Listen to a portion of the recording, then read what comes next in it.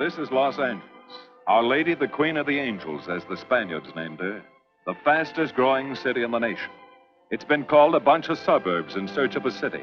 And it's been called the glamour capital of the world. A mecca for tourists.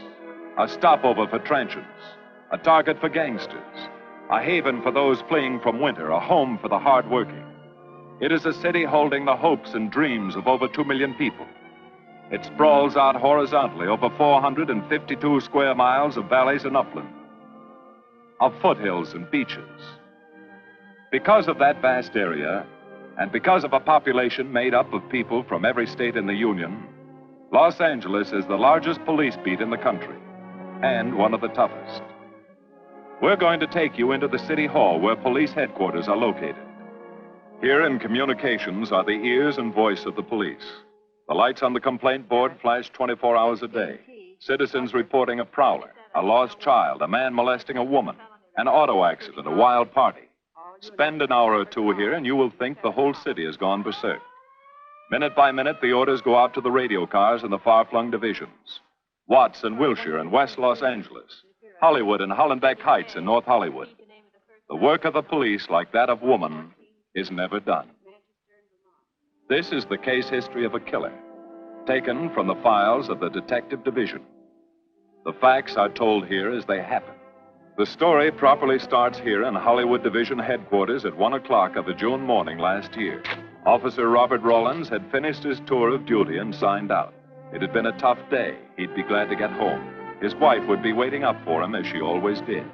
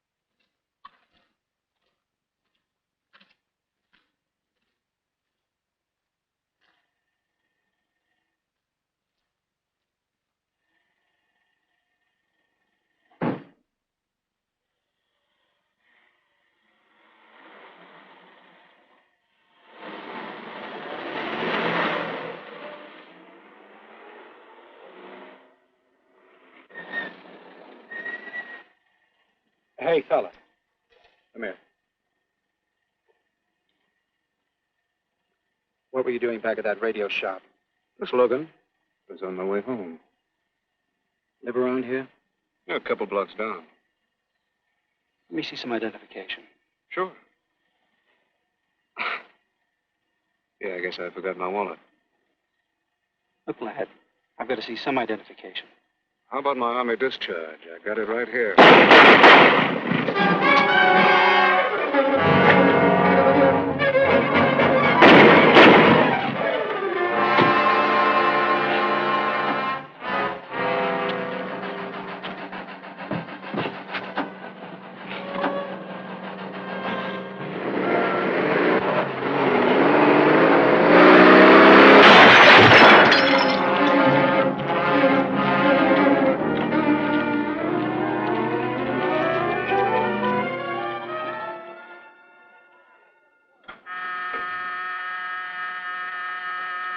Police Department, Operator 27. I want to report the shooting of a policeman.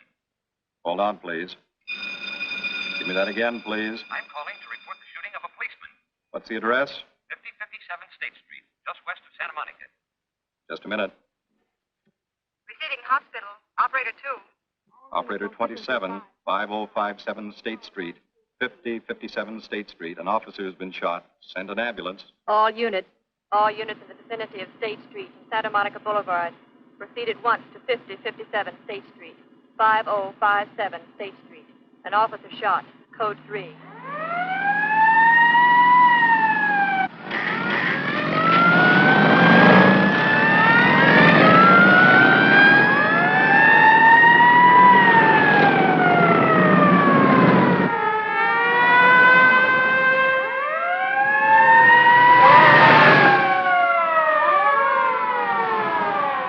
To Control 1. Control 1 to 80K. Go ahead. This is Breen. Instruct homicide to throw out a dragnet and pick up all suspicious characters in the area of the shooting. Also notify Sergeants Marty Brennan and Chuck Jones to report to me at the scene of the crime. Control 1 to 80K. Roger.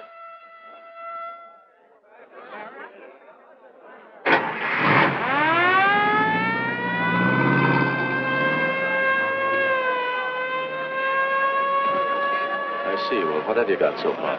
Well, not much, Captain Breen. A couple of cartridge cases.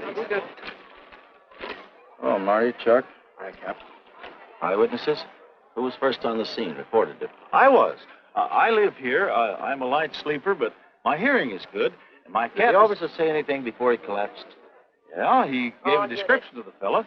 On the shooting of the officer. Suspect is a white male American. Age 26 or 7. 5 feet 10 or 11. 155 to 165 pounds. Brown hair. Regular features. Pencil mustache. Repeat broadcast. All units. Is that about it? Yes, sir, exactly. And the officer kept saying, he looked like such a nice kid. He looked like such a nice kid. As if he couldn't believe what had happened to him. I see. Is that all? Yeah. Thank you very much. Yeah, well, anything else I can do, I'd be glad to help you. We may call you. Get his name and address, will you, Bob? This door been checked, Lee? Yeah, it's okay, Captain.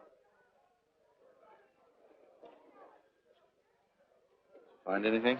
Nothing but some smudges so far. Found this in the glove compartment. I think it's nitroglycerin. Doesn't look quite right. Well, check it down at the lab. Right.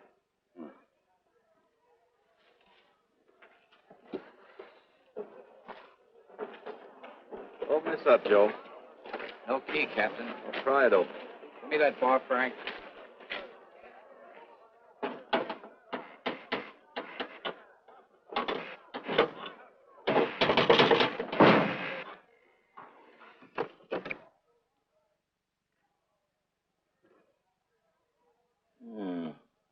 Regular arsenal.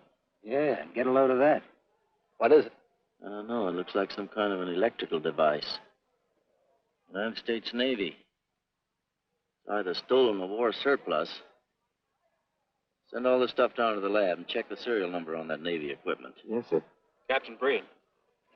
We found these in the weeds over by the radio store. What do you got? A pair of cloth gloves, Captain. Well, he thought of everything, didn't he? All right, give them to one of the technicians. Yes, sir. Marty, you and Chuck come along with me. Let's go downtown and see what they picked up in the dragnet. Right.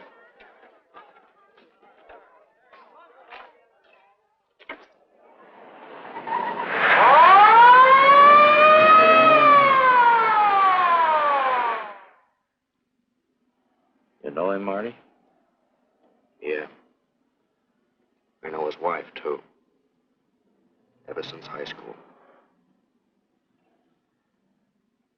Captain, I wish you'd let Chuck and me handle this case. All right. I don't want any dead heroes. I just want the man who shot Rawlins. The suspects began to arrive at headquarters in droves. The police tossed every motel and hotel and many private homes in a 4-square-mile area around the scene of the shooting. Every available radio car and patrolman and detective was out on the dragnet. The strings were being drawn tighter and tighter.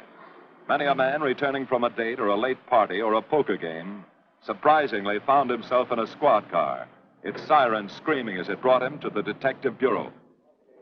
The dragnet gathered in some strange fish, and many ordinary ones.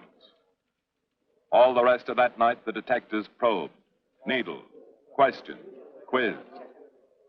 Everything was checked. Fingerprints, names, addresses, stories. Every fish in the net was examined. Most of them thrown back into the sea, not worth keeping. Except a few parole violators and slightly shady characters whose stories needed a lot of verifying. I wasn't prowling no cars. Just taking a walk, getting in condition. You were running when the radio car picked you up. Yeah? Maybe that's why the guys call me Punchy. He's got a point there. 2 felony convictions, no warrant, no warrant. He's on parole. Book him, violation of parole. Let's have the next one, Joe. What were you doing in that vacant lot? The vacant lot. Lot? What were you doing in it at that time of night? Niệm hổ mình không to lo, ngồi ấy xì hổ nội là ngồi ấy 30 年未有錄依賴過我，我姓陳嘅，我陳家有我做老豆嘅生意嘅。You say your name is Ralph Henderson. So what? Well, it's a funny thing, Ralph. There's a guy around this town that's been wearing your fingerprints. Only his name is Pete Hannon. Okay. So I'm dead. So what's one more confession in my life? Now you're talking. Okay, Andy. Oh, Harry. What have we got here? Oh, some robbery suspects. Candidates for San Quentin. Handsome here is the big shot. He runs the outfit.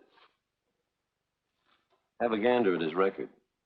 Car theft, escape from reform school, robbery, assault with a deadly weapon. Not bad. Look at the heater we found on him. German Luger, fully loaded. Redhead here tried to carve up one of the arresting officers with this pretty toy. Nice boys. By dawn, many minor wrongdoings had been uncovered, and a few incipient felonies. The checking of the suspects had been thorough, painstaking, and tedious. But all the work was for nothing. The man who had shot Officer Rawlins was not among them. He remained no more than a description, a shadow of a man, mysterious, elusive, deadly, hidden away somewhere in the vast city. As for Rawlins himself, he couldn't help. He was in a coma at receiving hospital. Mrs. Rawlins waited out the long, tense hours while her husband fought to live. Many another officer's wife had so waited. Many another will. The word came shortly after sunup.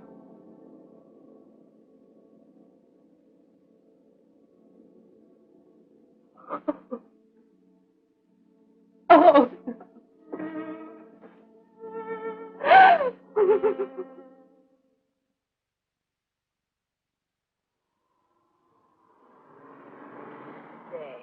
A white male American, 26 or 7, 5 feet 10 or 11, 155 to 165 pounds, brown hair, regular features, pencil mustache.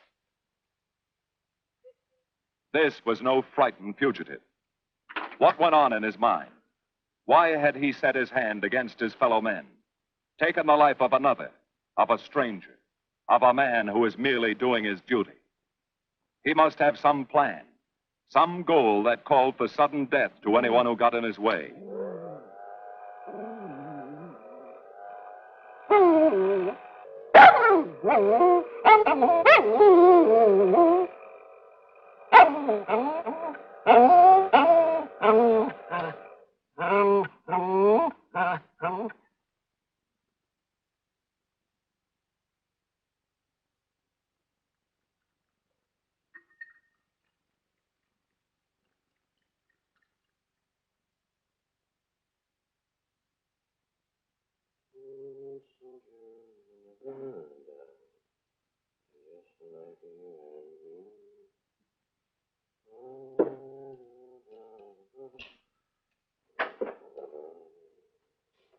Good morning, boys.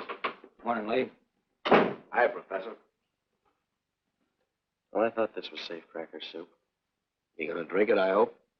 I'm really a nice guy. Stick around. I'll prove it. Come over here.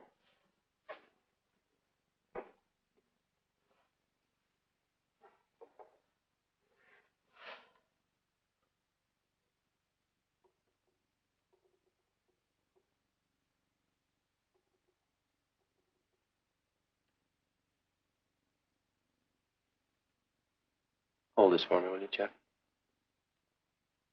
Thank you. Now, if you'll hand me that hammer, Marty. Thank you.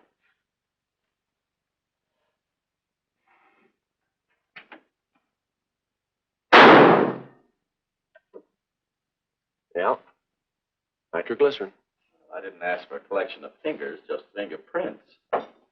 All those nice fingerprints on the car belong to the man it was stolen from, Cap. Nothing on the guns or picklocks. Not even an interesting smudge. The gloves. Common type, worn by undertakers. I'll check on them. They won't show anything. What did your scientific test show? A couple of little things. Tool identification on these picklocks. I got one under the scope. You want to take a look? Yeah.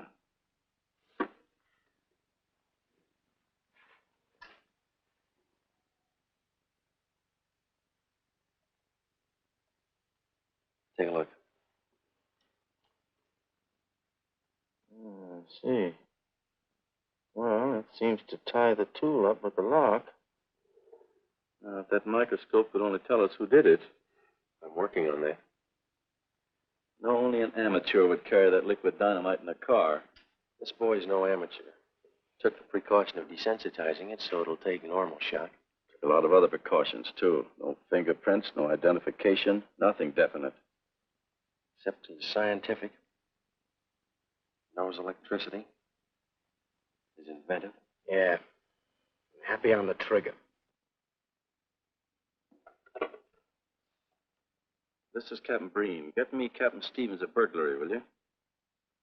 I hate to disappoint you, Lee, but I think you've come up with something. Hello, Steve. How are you? Did your daughter's marriage come off all right? Good. Look, Steve, on those burglaries of electrical equipment lately, were there any where picklocks were used to gain entry? Good. Well, let me know if there's another report of one, will you? I've got an idea the Rawlins killer may be tied in with those. Fine. And give my regards to the newlyweds, too. So long, Steve. Well, what are you waiting for? You've got a job, haven't you? Get going. Yeah, let's go, Junior. Hold this for me, will you, Lee? Thanks. And so, with no fingerprints and only a vague description to go by, Sergeant Brennan turned to the modus operandi file. A criminal, like any human being, has his own habit patterns, unconscious traits that can lead to his downfall.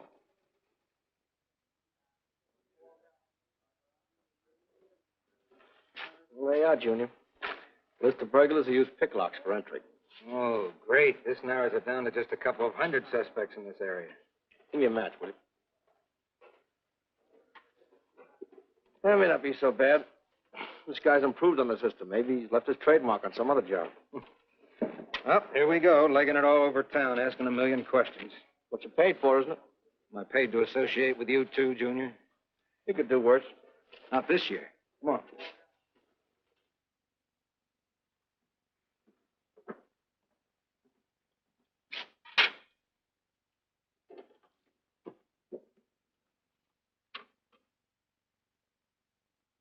Car 12, car 12, in the 10,000 block on Mississippi. A 394-15 disturbance.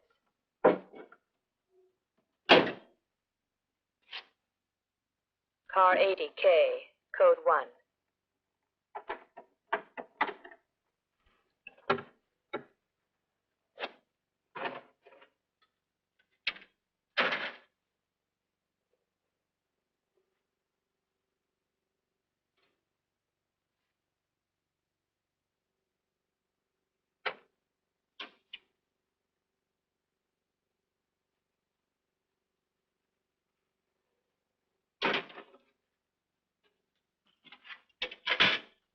All units.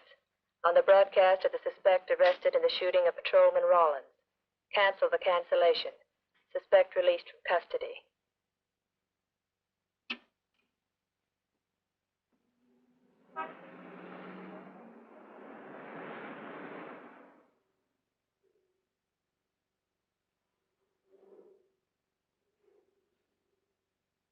Oh, hello, Mr. Martin. You find Mr. Reeves in the machine shop.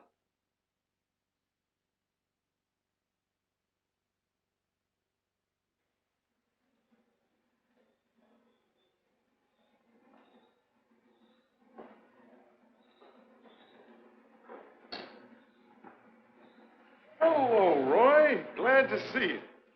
How are you, Mr. Reeves? Hi. I was hoping you'd drop in. I wanted to thank you for showing us how to handle that repair job. Helped a lot.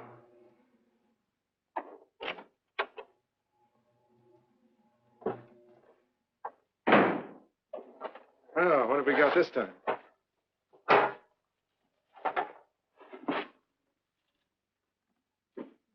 Silvergraph.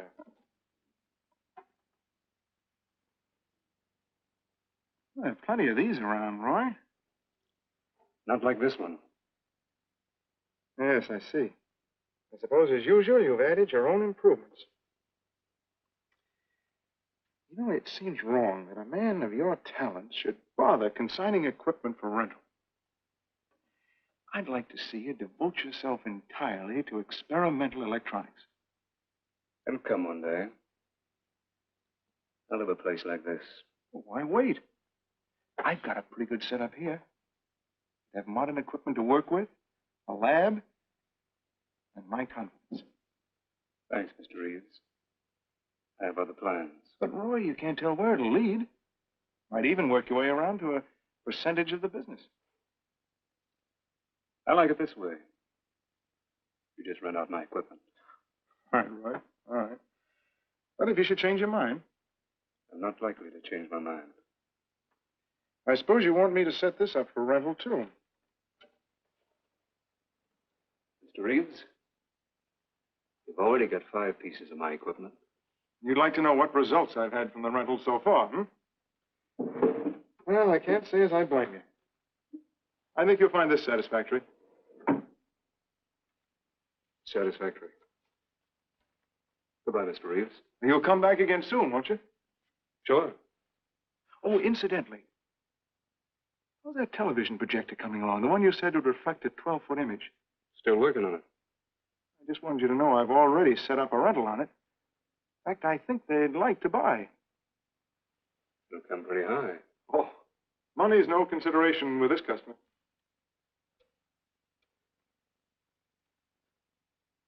Tell him he can pick it up tomorrow. I thought you said it wasn't finished yet. It'll be finished.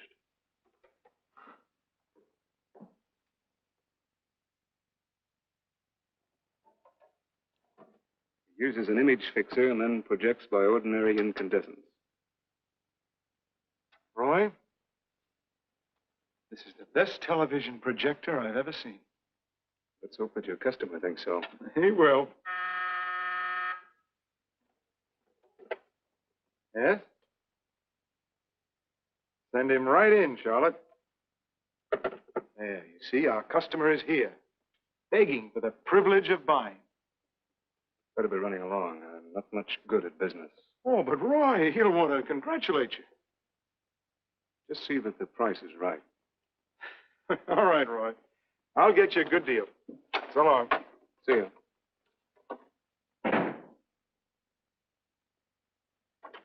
Well, Mr. Dunning, come in. Isn't it a beauty?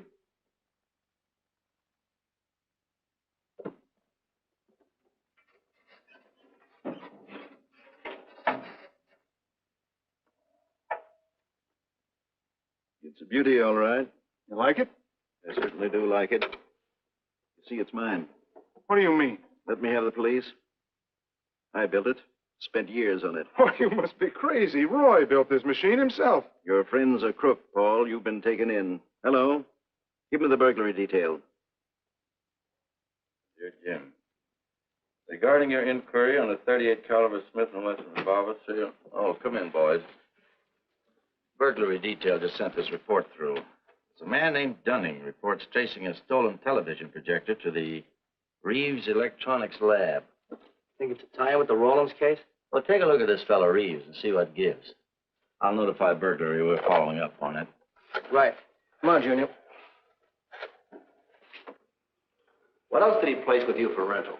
Oh, a number of things. All war surplus that he bought on his veterans rating. Oh, is this more of his equipment? Yes.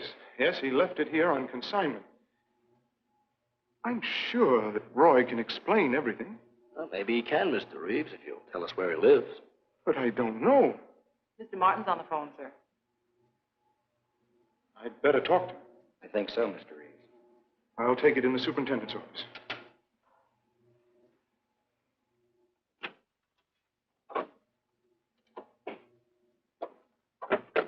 Tell him that you sold the set. And his money's waiting for him here. Find out what time he's coming by. Put Mr. Martin on.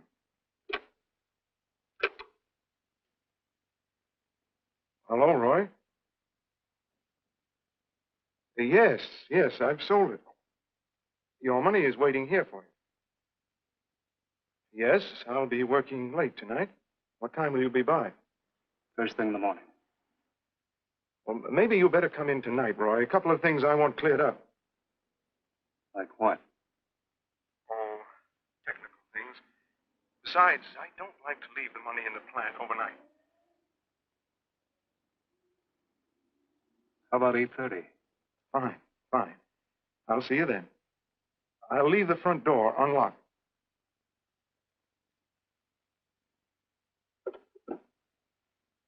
You'll be here at 8:30.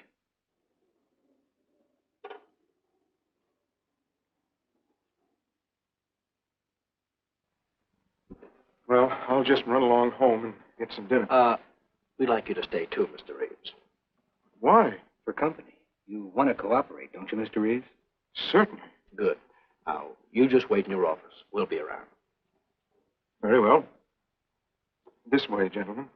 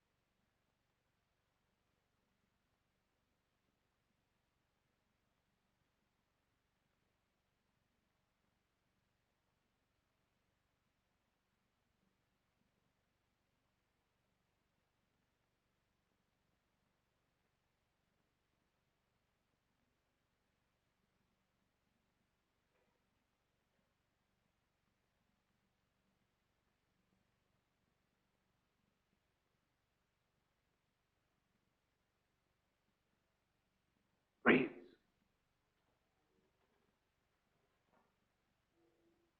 That you, Roy?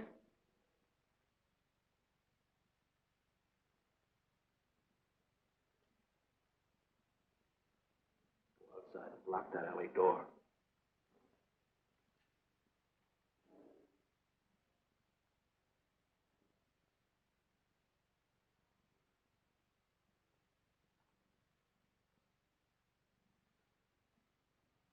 Where are you, Roy?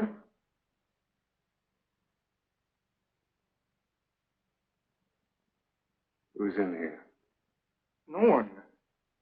I'm alone.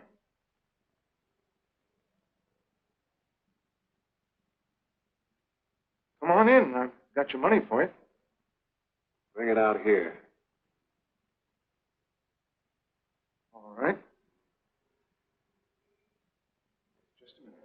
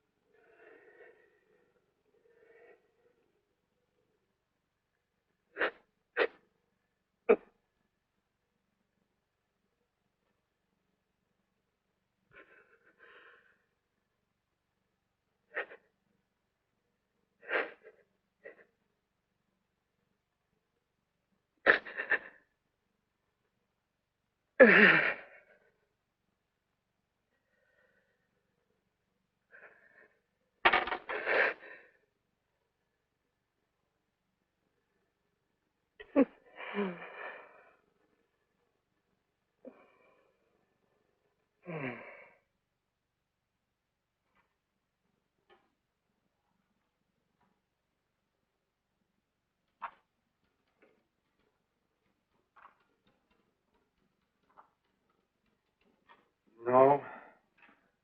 None of them even looks like Roy Martin. He had such a fine face. Didn't keep you from carrying a gun. Or didn't you know that? No, I didn't. I've told you all I know, all he ever told me. What about his friends? Didn't he have a girl? No, I don't think so. He had no interest in anything but electronics. Where'd he pick up the subject?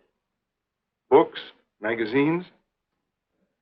Mostly from the Signal Corps. He was attached to a radar unit. Get a teletype off to the War Department.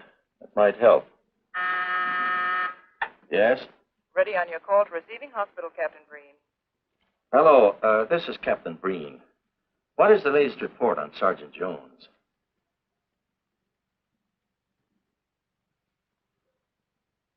I see. Well, let me know if there's any change, will you? Thanks. Chuck's in pretty bad shape, Marty. He's paralyzed. May never walk again.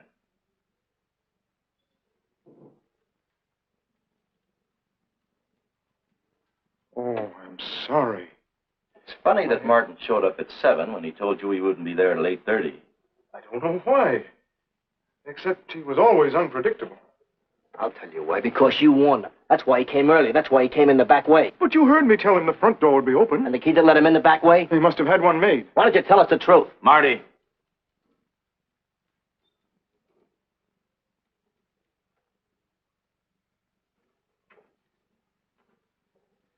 Now, look, Paul. You can make it a lot easier for us to believe your story if you'll just give us some facts. Something that might help us. I've told you all I know. I've been gullible, all right, letting him make a fool of me. But I'd do anything to make up for what he did to Detective Jones. Sure you would. You can go now. Oh, thanks. Thanks. My friends, they can vouch for my character. That's good. We'll call you if we need you. Thank you very much. I think he's telling the truth, Marty. I think he's just gullible, like he said. What about the stolen stuff he was trying to peddle for Martin? We'll use it for bait. Maybe Martin will come back for it. Then we can ask him. Here. Nevertheless, I want a 24-hour tail put on Reeves, and I want a watch on his home and his factory. Right. You can keep those. Okay, Captain.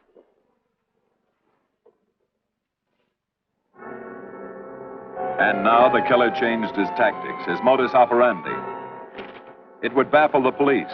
They always expected burglars to remain burglars, not go in for stick-ups. They'd never tie this up with him. So wearing a variety of disguises, coming and going like a shadow, ready to kill if cornered, he struck the bottle stores in a one-man blitz that had the robbery detail dizzy.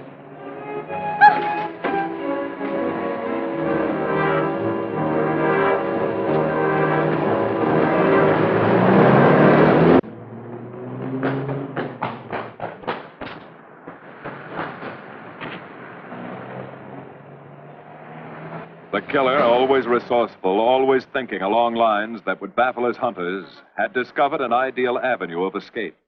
Under Los Angeles is a vast and intricate system of huge storm drains built to siphon off the flash floods of the rainy season. Many of the tunnels are large enough for 2 cars to drive abreast. Here were 700 miles of hidden highways, ideal for the use of someone who needed to hurry from place to place without being seen. Ideal as a hiding place for guns and supplies in case of emergency. Well, the reason I asked you to come over is I think I've hit on something. An identification? No, not quite, but a tie-up. No. These are the shells from the gun that killed Rawlins. These were fired in the liquor store holdup in which the bandit got away. And these were fired at Chuck. Now, as you know, every ejector, even in guns of the same model and caliber, is different. Each one leaves its own markings on the cartridge casing. Now, look at these fine striations. This deep gouge. The same on all three.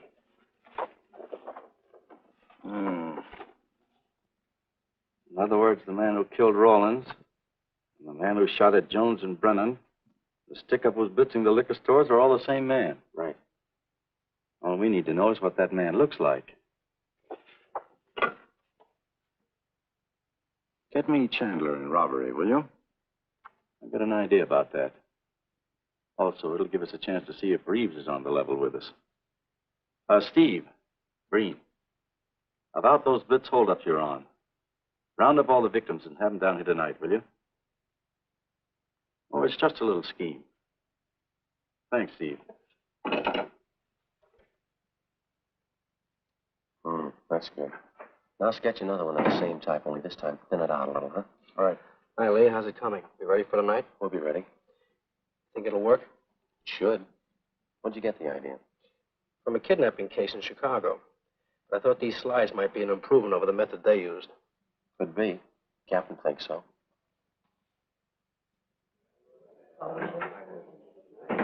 Good evening, ladies and gentlemen. May I have your attention for a moment, please?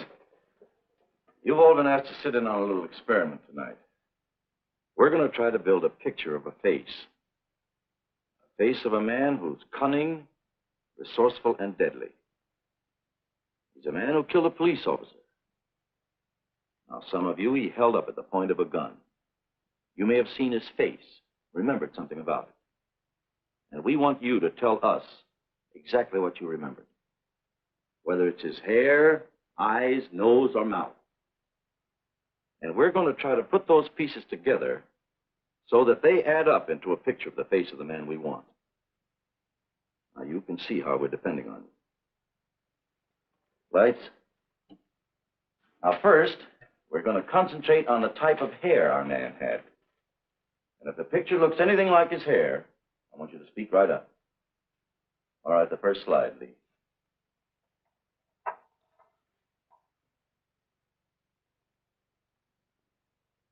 His hair had waves in it. Well groomed. That's the idea, Miss Smith.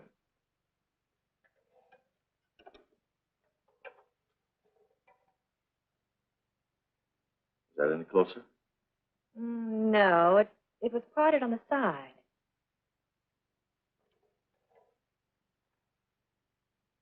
Oh, that's more like it, except it was thicker.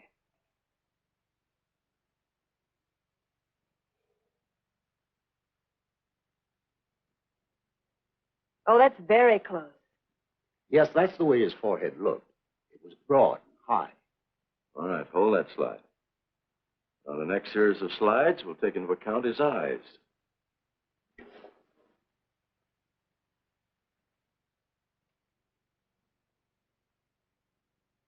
Oh, 1 minute, please. Wait, 1 minute. His eyes were a little like that. Maybe a little smaller, like beads. Go on, Lee.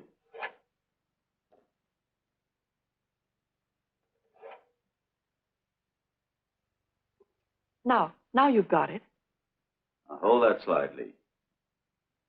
Anyone else?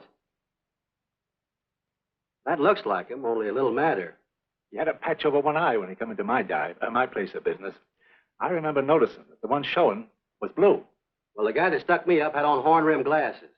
He was wearing a Band-Aid across his nose when he knocked me over. Uh-huh. All right, hold that, Lee. Well, so much for the eyes. Go ahead.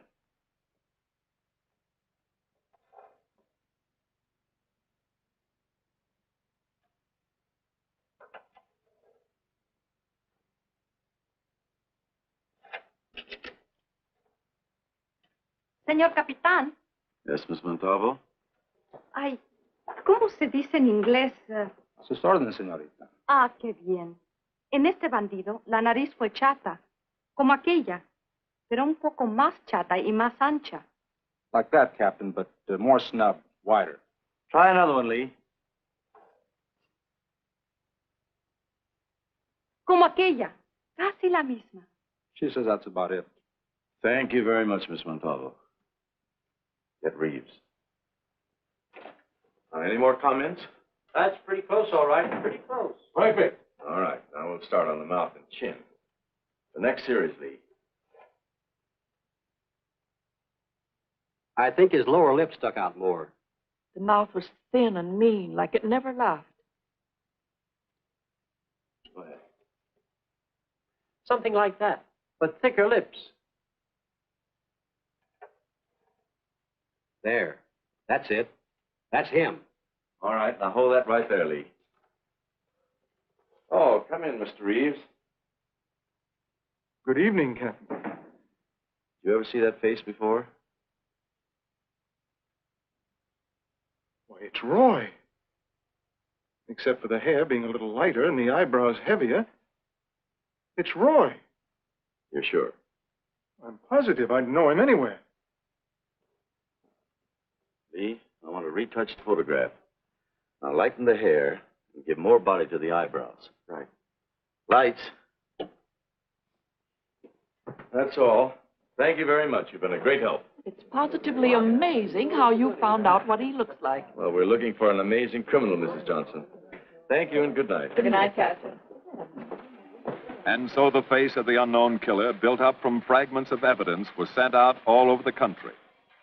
To chiefs of police, to sheriffs, to county constables and county jailers, to the wardens of prisons,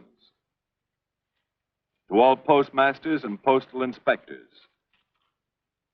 to the agents of the Treasury Department, to the FBI. They showed that picture to the inmates of jails and prisons, to men with a wide acquaintance among the cat burglars and the violence boys. Informers and conmen and sharpshooters were quizzed, those on the fringe of crime and those deep in the rackets. Many wanted to help. Nobody could. No one in the underworld recognized that mysterious face. He was as unknown as if he had lived in the 16th century.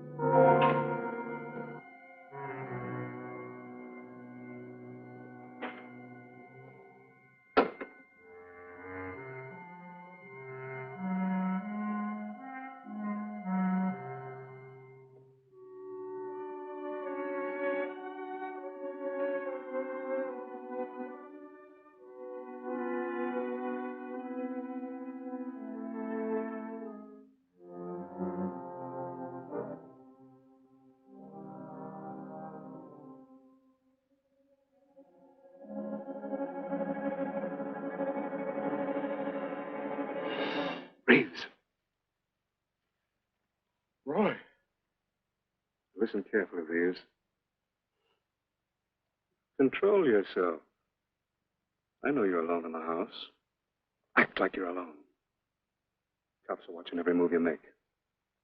Police here? I got you staked out like a muskrat hide, watching you around the clock. Here at your plant, tailing your car. Sit in that chair. Pick up 3 books.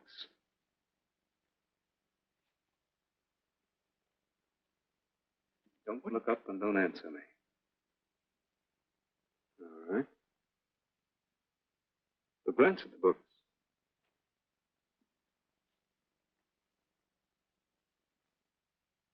Pick one of them.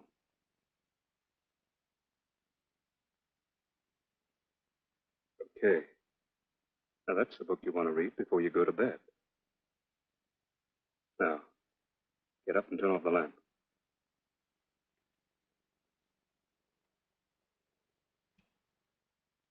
Come here. Come here.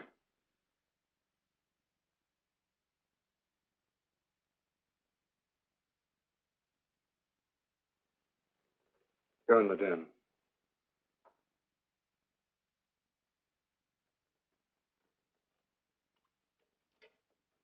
Pull those drapes tight.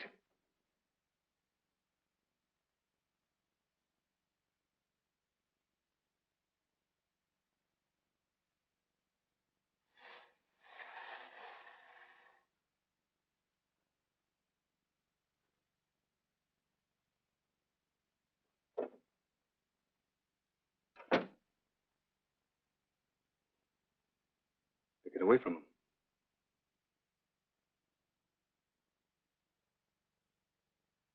What do the cops know about me? Not very much, Roy. No fingerprints. They haven't even got a picture of you. They're trying to make one.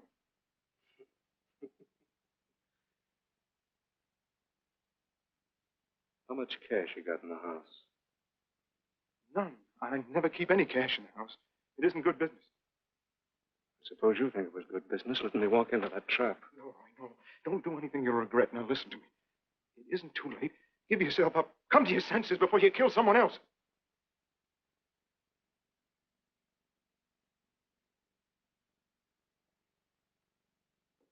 What do you mean, someone else? What do you mean? Nothing.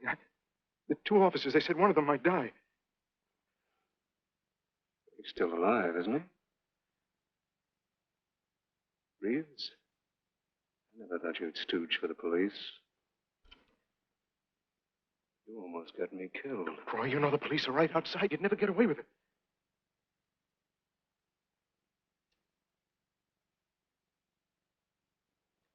That's right. Now you're being sensible.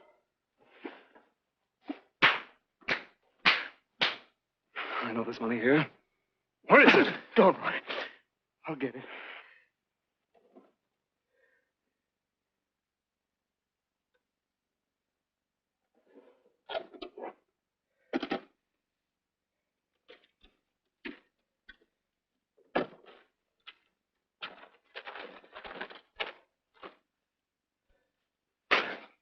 It's not enough.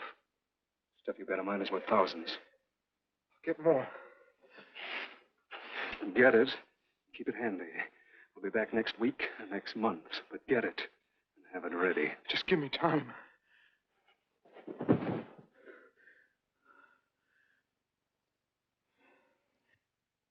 Oh! Look, I don't want policemen outside my house following me around. That's what made Roy suspicious. I'm leaving in the morning. I'm afraid I'll have to disappoint you, Paul. Unfortunately, you're our bait. I won't do it. I've done enough. Look, no one's done enough until we find this killer. I asked you to keep a sharp lookout on this house, Marty. I did. Two of the best undercover men of the department were assigned here. That didn't keep Martin from getting in. What's the matter? You tired?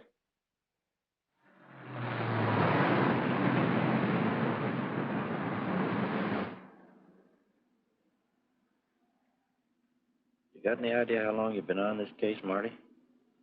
Months. Long enough to have come up with something by this time. You know any more about the Rawlins killer than you knew the first week? Yeah. He's about the toughest nut I've ever had to crack. That's what I told the chief when he called me in this afternoon and wanted to know why the case hadn't been broken. Look, Captain. Rawlins was a friend of mine. So's Chuck. I've got a bigger stake in this than the chief knows. I'm doing everything I can. Well, I'm afraid it's not enough, Marty. Maybe you're too close to it to see it clearly. Maybe it needs a fresh team, a new viewpoint. I think you better take a couple of weeks off, Marty. Starting tomorrow. anything you say, Captain.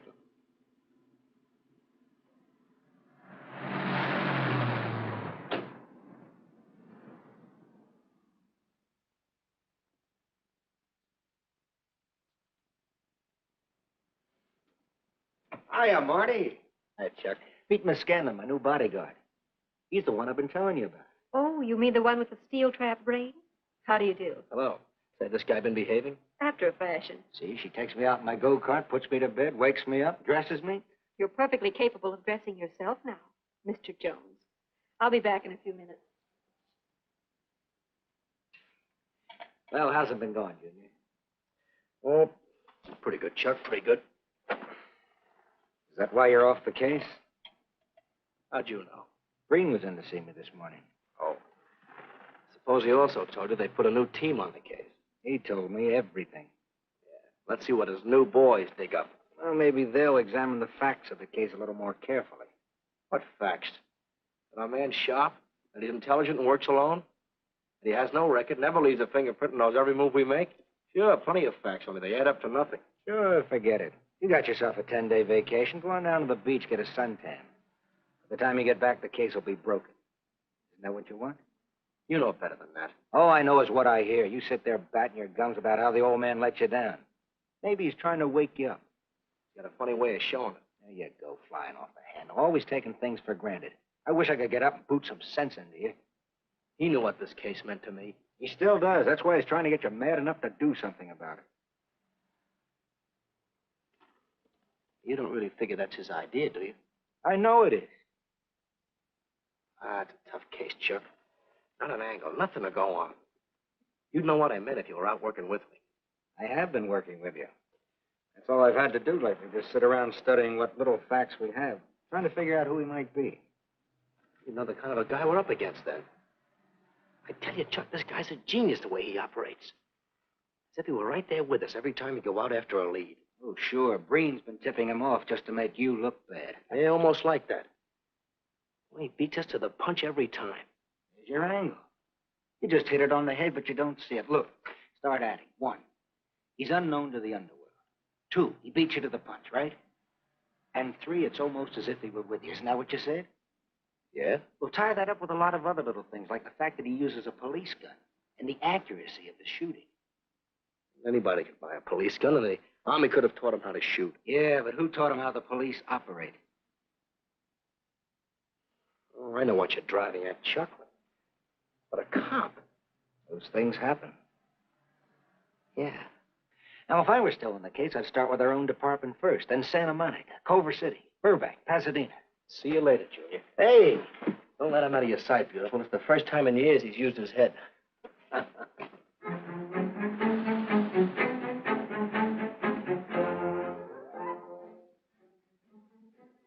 But you get a print of every mug we take. We always send L.A. a copy, Sergeant. It's personnel photos I want. You mean of all the boys? That's Rawlins' killer, isn't it? That's right. You've checked your own department. We did that first.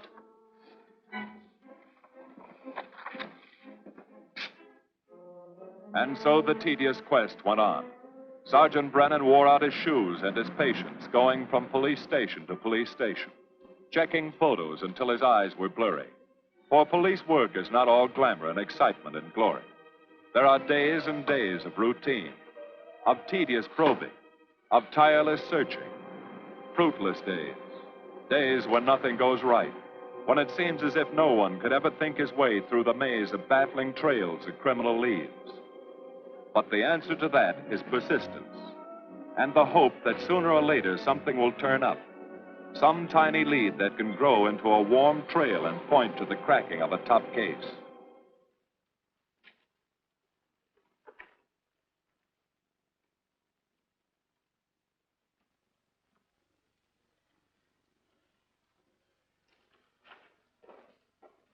Well, that does it, boys. Can't say I'm sorry you didn't find him in here. I'd hate to think it was a cop. Doesn't seem to be anybody. Just a lot of pieces of a face that never existed. Would you mind if I see that again? Sure, frame it. Put it on your dresser. Wait a minute. He wasn't a cop. He was a radio technician right here in our dispatch office. What did you say? I'm saying he worked here in 42. Well, come on, give.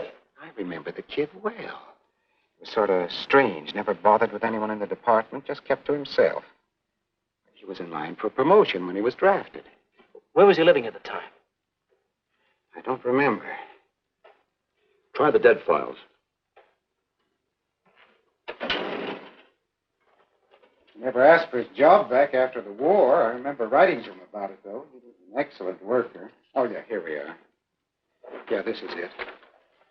Took a while before he answered, but like he says in the letter, he wasn't interested.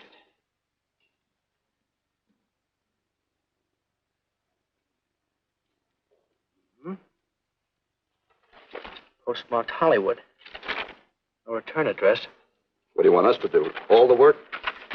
Oh, thanks a lot, Freddie. Remember, he was a civilian employee.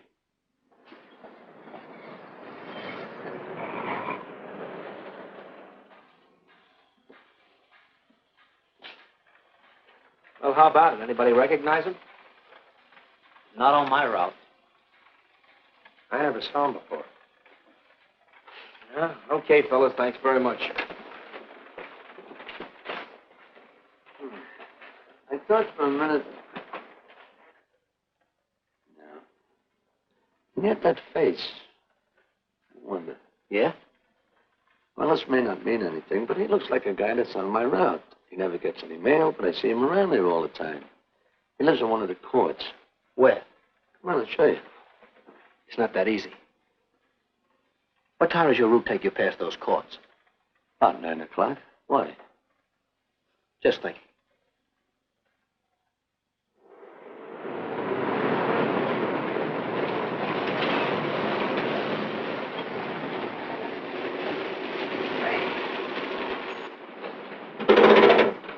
You got any chocolate milk? Sure have, buddy. Yeah. Thanks. What's your parking? Straight on back. Second in the yell. Number 7. Right. Kind of warm today, huh? Oh, it's not too bad for this time of the year.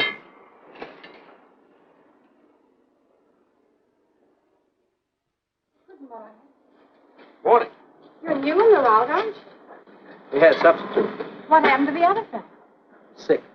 Oh, what's the matter with him? I don't know. I catch everything. Hear about it on the radio, and next morning I got it. Too bad. You aren't very social. The regular fellow always stops and talks to you. Sorry, lady, I'm a little late this morning. I was hoping maybe you could help me. There's something very funny going on in this court. Yeah? I was scared to go to the police with it. I thought maybe I might be poisoned. What? Yeah. By the manager. She's a witch. She's a what? A witch. She puts poison in my milk. Oh, I see.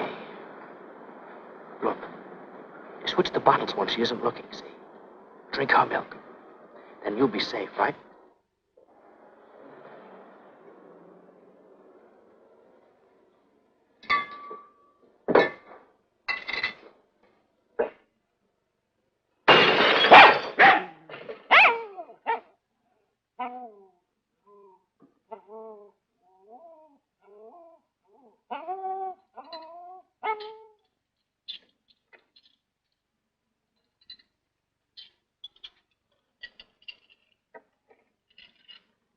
Why, I had a little accident. Got a mop, I'll clean it up. Leave it be. I'll clean it up myself. Okay, mister.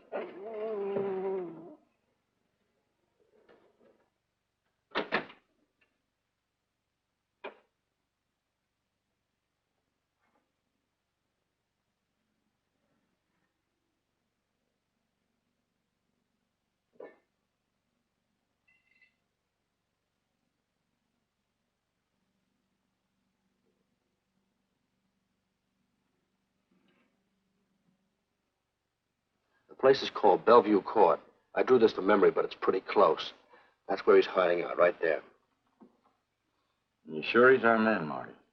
Captain, I couldn't go wrong on that face. He's our man.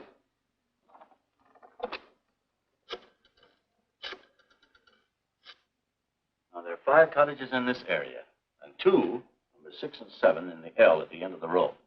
Our man lives in number 7. This building department plan will show you the whole layout. It's bounded on 3 sides by Fuller, Santa Monica, and Poinsettia. Now, the court is partly surrounded by a high wall. Breen, homicide. Good. You keep your eyes open until we get there. Morgan has just gone into his bungalow alone. Any questions? All right, you all have your instructions. Let's go.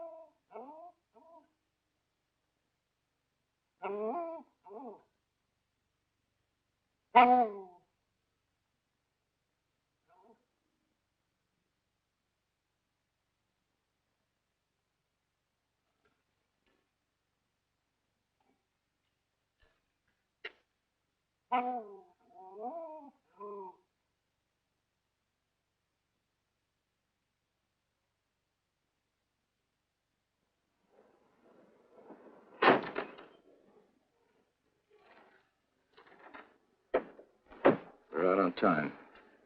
Wait 5 minutes. Go around and block the side entrance. Keep your lights off.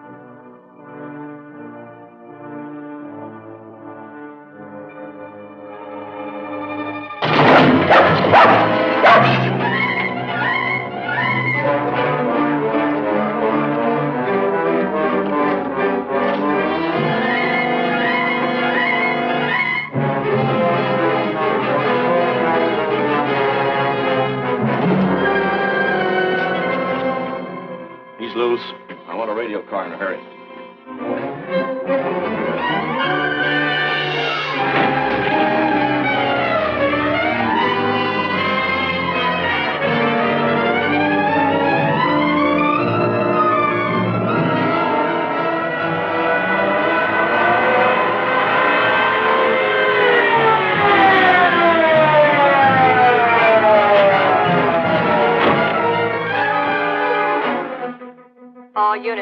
All units in the vicinity of Santa Monica and Fuller.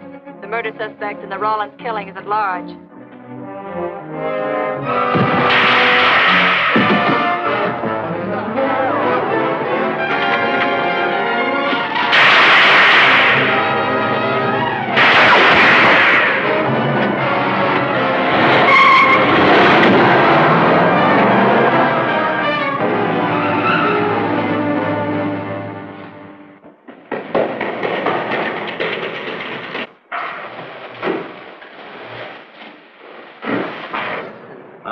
Covering the storm drain system in this area.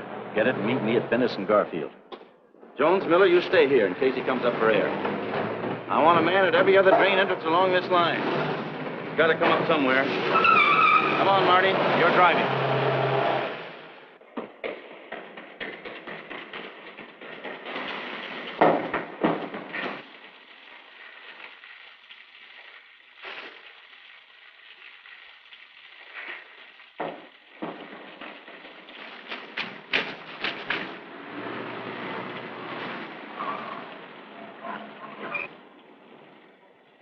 Keep this drain covered.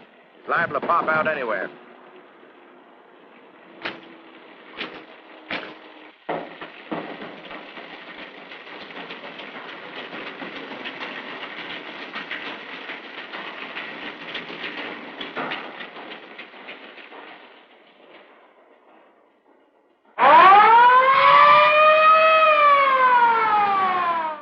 Why Venice and Garfield, Captain? It's the main intersection of the system. We can head him off that way. ADK to Control 1. Clear frequency 7. This is an emergency. Control 1 to all cars on frequency 7. Stand by. Control 1 to ADK. Go ahead. Notify homicide. Send the following to Venice and Garfield. 4 squads, battle lanterns, gas mask, tear gas. Urgent. This is a code 3. Control 1 to ADK. Roger.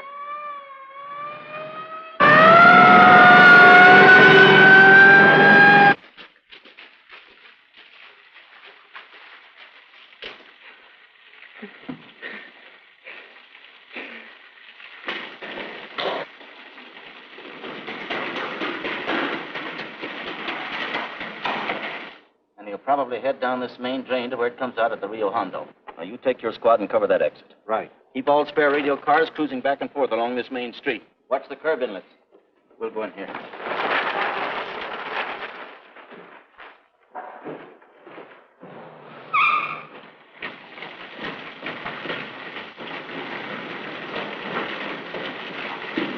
Any sign of him?